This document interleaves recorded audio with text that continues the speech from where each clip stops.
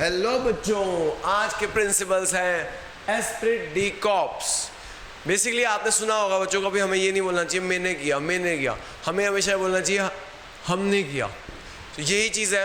अगर आपने देखा होगा क्रिकेट के मैच में भी जब कैप्टन मैच जीतता है, कभी वो ये नहीं कहता कि मैंने जिताया, वो कहता पूरी टीम का एफर्ट था, टीम स्पिरिट थी, हमने सबने मिलकर अच्छा किया, हमने बैटिंग अच्छी की, बॉलिंग अच्छी की, फील्डिंग अच्छी की।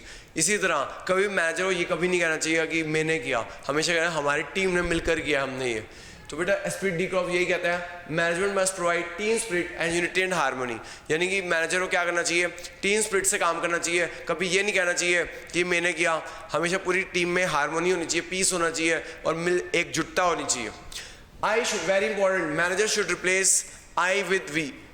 1 मार्क का क्वेश्चन आता है, which principle state I should be replace with we. कभी ये नहीं कहना चाहिए मैंने किया, हमने किया, मिलकर किया काम, तभी हार्मोनी आएगी, तभी टीम स्पिरिट आएगी। इससे क्या होगा, अगर हमेशा सारी पूरी मिलकर टीम काम करेगी तभी कोऑर्डिनेशन कोऑपरेशन आएगी। तो एस्पिरिट डी कॉर्प्स कहता है कभी आप ये नहीं किया कि मैंने किया, हमेशा हमने मिलकर किया, तभी हार्मोनी आएगी, पीस आएगी। ठीक है, तो management must provide team spirit, unity and harmony. Manager should replace I with we, manager को रिप्लेस कर देना चाहिए आई को वी से। इससे क्या आएगा बेटा, कोऑर्डिनेशन आएगी और कोऑपरेशन इंक्रीज हो जाएगी हमारे अंदर। ठीक है बेटा, तो अगला प्रिंसिपल है हमारा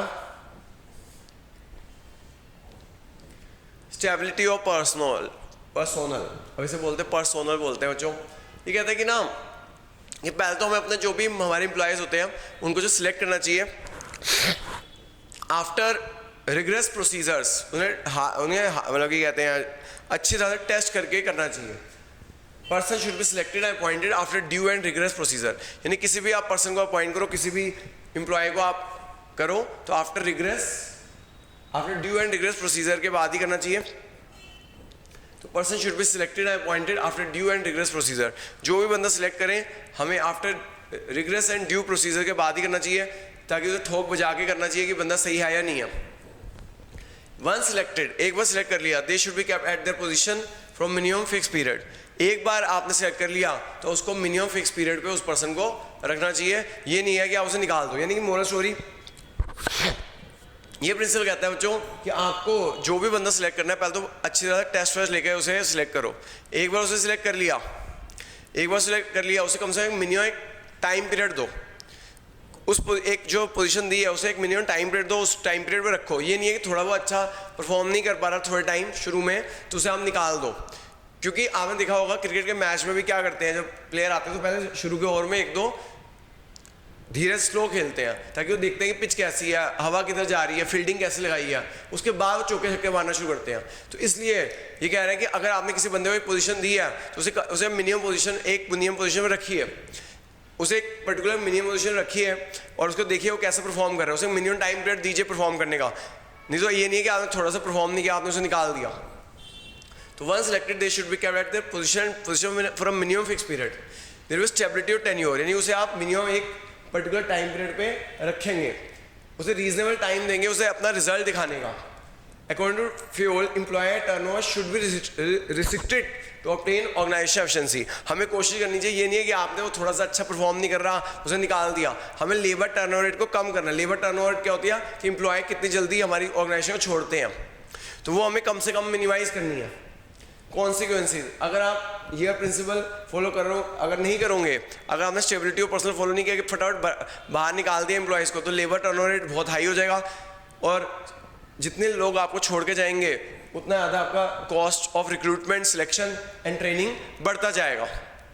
ठीक है बच्चों, तो एक बार और बताता हूँ स्टेबिलिटी ऑफ पर्सनल क्या होता है। स्टेबिलिटी ऑफ पर्सनल यही कहते हैं कि हमें पहले तो अपने एम्प्लॉयज़ को जो सिलेक्ट करते हैं हम उनको बड़ी रिग्रेस प्रोसीजर से सिलेक्ट करना चाहिए, टेस्ट वेस्ट करने के बाद ही सिलेक्ट करना चाहिए। एक बार आपने उसे सिलेक्ट कर लिया तो ये नहीं है कि आप उसे निकाल दो, उन्हें कम से कम मिनिमम एक पर्टिकुलर पोजीशन में रखो मिनिमम फिक्स पीरियड के लिए। स्टेबिलिटी और टेन्योर होना चाहिए, यानी उन्हें एक फिक्स पीरियड उन्हें दो, एक रीजनेबल टाइम दो उनको अपनी परफॉर्मेंस दिखाने का। अगर वो रीजनेबल नहीं दिखा पाते तो फिर सोचो एक रीजनेबल 1-2 साल रखो, उसके बाद सोचो, क्योंकि आपने बहुत पैसा खर्चा किया आपने सिलेक्शन करने के लिए। अगर आप ऐसा ये वाला प्रिंसिपल फॉलो नहीं करोगे तो एम्प्लॉयर टर्नओवर रेट बहुत हाई हो जाएगा और ऑर्गेनाइजेशन एफिशिएंसी बढ़ेगी अगर आप ये प्रिंसिपल फॉलो करते हो तो। अगर आपने ये प्रिंसिपल फॉलो नहीं किया तो लेबर टर्नओवर बहुत बढ़ जाएगी, रिक्रूटमेंट सिलेक्शन ट्रेनिंग कॉस्ट बहुत बढ़ जाएगी। जो अगला है स्केलर चेन।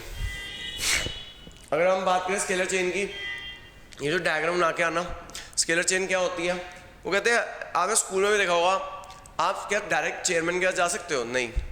अगर आपको कोई चेयरमैन के पास बात पहुंचानी है तो पहले आपको अपनी क्लास टीचर को बोलना पड़ेगा, क्लास टीचर प्रिंसिपल बोलेगी, प्रिंसिपल जो है वो मैनेजर बोलेगा, मैनेजर चेयरमैन के पास जा सकते हैं। नहीं, हम directly highest level of authority के पास नहीं जा सकते।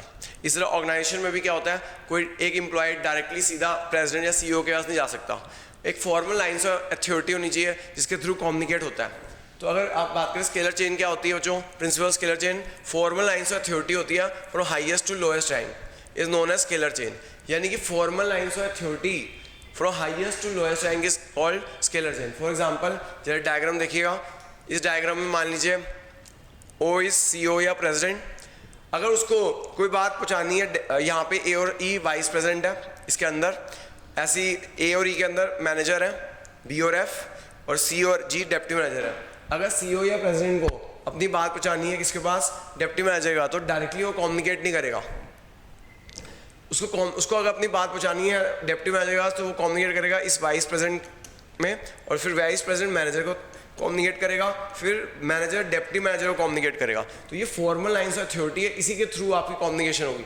इसी तरह डेप्टी मैनेजर को सीईओ के पास बात पहुंचानी है तो डायरेक्टली वो सीईओ से कम्युनिकेट नहीं कर सकता, पहले वो डेप्टी मैनेजर मैनेजर को बताएगा, फिर मैनेजर वाइस प्रेसिडेंट को बताएगा, फिर वाइस प्रेसिडेंट प्रेसिडेंट को बताएगा। तो this is called formal lines of communication, this is called formal lines of communication जो हमें फॉलो करनी होती है। इसी तरह डेप्टी मैनेजर जी एफ को बताएगा, एफ ई को बताएगा, ये इसको बताएगा, ठीक है। जो this is formal lines of authority ने, अगर आपको किसी के साथ कम्युनिकेट करना है तो इसी चैनल्स के थ्रू कम्युनिकेट करना है। ये नहीं है कि कोई छोटा मोटा एम्प्लॉय सीधा चेयरमैन के पास पहुंच जाए। आप स्कूल में एग्जांपल दीजिए, आप डायरेक्ट चेयरमैन से बात नहीं कर सकते। एक फॉर्म पहले आप क्लास टीचर को बताएंगे, क्लास टीचर आपको किसको बताएगा, क्लास टीचर किसको बताएगा बच्चों,